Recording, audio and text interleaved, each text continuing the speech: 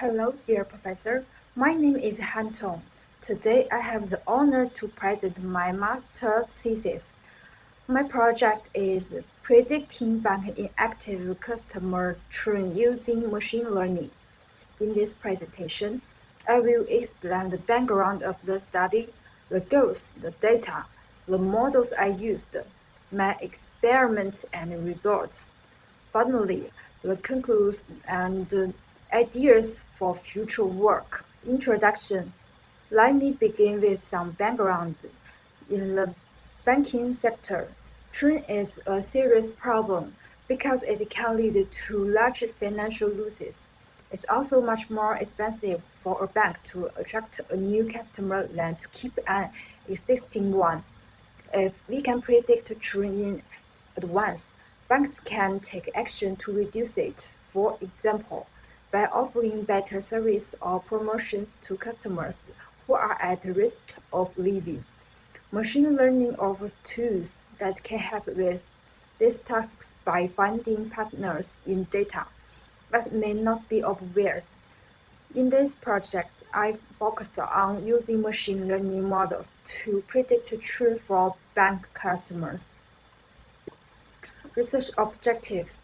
Here are the main goals of my study. First, I wanted to build models that can predict whether a customer will churn or not. Second, I compared different machine learning models to see which one works best. The 6 models tested are logistic regions, decision trees, naive KAN, rhythm focus, and XGBoost. Finally, I adjusted the model setting. Now let's look at the data I used. I worked with a dataset from a bank that included about 10,000 customers.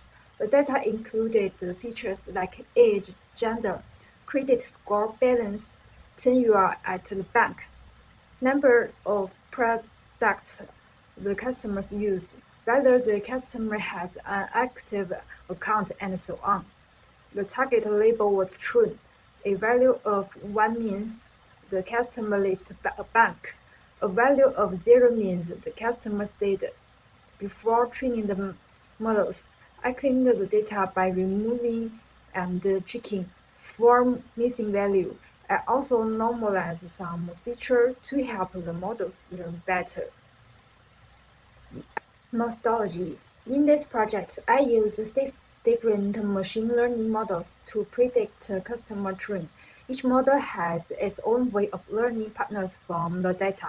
I started with logistic regions, which is basically a linear model. It is simple, fast, and easy to interpret. Then I used a decision tree. This model works by splitting the data into branches based on different conditions. It is easy to understand, but can sometimes overfit if not controlled properly. Next, I applied naive, a model that is based on probability.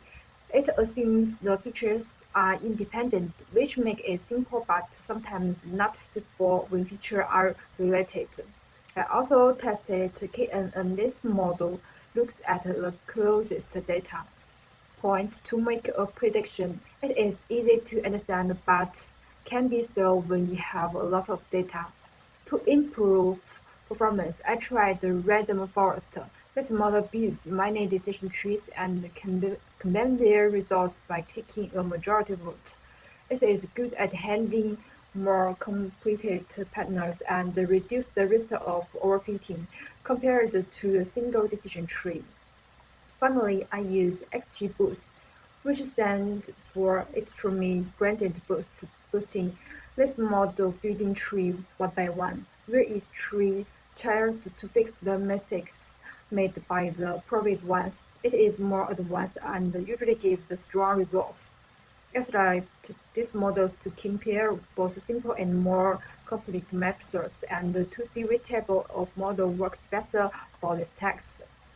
Next one is evolution metrics to evaluate the models. Evaluation metrics. To evaluate the models, I use the 4 metrics. First, accuracy. which tells us the percentage of current predictions out of all predictions. It gives a general idea of how well the model works. Second, precision, which shows how many of the cases that the model predicted as true were actually true. A high precision means that the model makes fewer false alarms. Third, recall, which shows how many of the real true costs the model was able to find. A high recall means the model is good at catching most of the true cases, even if it sometimes gives false alarms. Finally, I look at the F1 score. This score gives a balance between precision and recall. It is useful when you want to consider both false alarm and missed true costs at the same time. I also use cross-validation to test the models. This means I trained and tested the models on different parts of the data many times.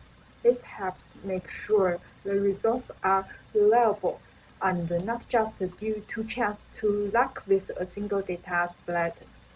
This step helps us choose a model that will work well not just on this data, but also on new data in the future. Results. Now let's look at the results. Among all the models, XGBoost gave the best results. It had the highest accuracy and F1 score. Random forest also performed well, especially in recall, which means it was good at identifying customers who actually trained. Logistic religions was the fastest model but had lower accuracy than the ensemble models. The other models like Decision Tree, Naval Abyss, and KNN had moderate performance in this task. I also look at feature importance. In Random Forest and XGBoost, the most important for future was predicted score balance and tenure. Conclusion. In concluded, machine learning can predict customer churn with good accuracy. In this study, XGBoost was the best model. It gave the highest accuracy and worked well with different types of data.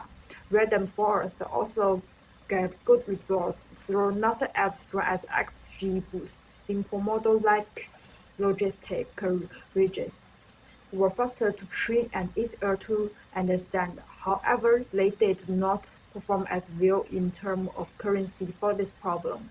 These results shows that choosing the right model is important when trying to predict customer trends. They can help get future work in this area. For example, banks and other companies can use this model to better understand which customers might leave and take action to keep them. It can improve customer satisfaction and reduce loss. Future studies could test more models or use more data to improve the predictions even further. About future work, I see three directions. First, it would be useful to test the models on larger and more complicated data sets. This can help check if the models still work well when the data is bigger or more detailed. It can also show how the models handle different kinds of customers. Second, we can add more features to the data. For example, we could include customer behavior data like how often they contact customer service or their transaction history, such as how often they use the account.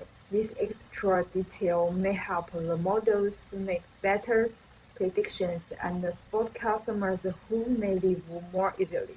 Third, it would be interesting to try deep learning models use a more advanced model. These models can find patterns in data. This is the end of my presentation. Thank you very much.